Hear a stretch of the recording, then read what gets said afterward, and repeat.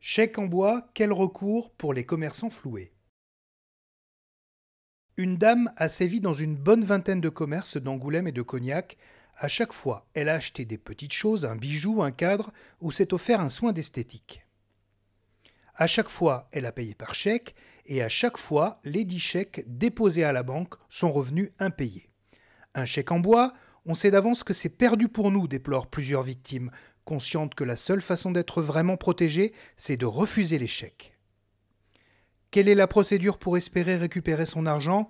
Nous avons posé la question à Christine Charrier, la directrice de la Banque de France en Charente. La professionnelle explique aux commerçants la procédure à engager pour espérer toucher son argent quand le chèque d'un client revient impayé. Première étape, la procédure amiable.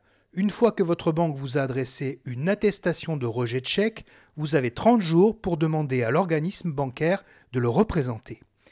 Pendant ce laps de temps, le commerçant doit essayer d'en obtenir le paiement en s'adressant à celle ou à celui qui a rédigé le chèque. Pour le trouver, débrouillez-vous. Si la démarche amiable échoue, place à la procédure forcée. Le commerçant peut saisir un commissaire de justice pour lui demander de signifier à l'émetteur le non-paiement.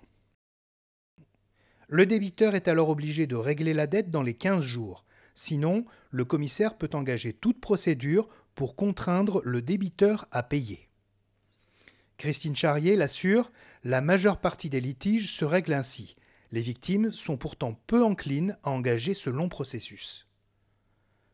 Leur argument, tout ça pour récupérer quelques dizaines d'euros, d'autant que dans certains cas, les frais engagés pour lancer la procédure de recouvrement forcé doivent être avancés par le commerçant.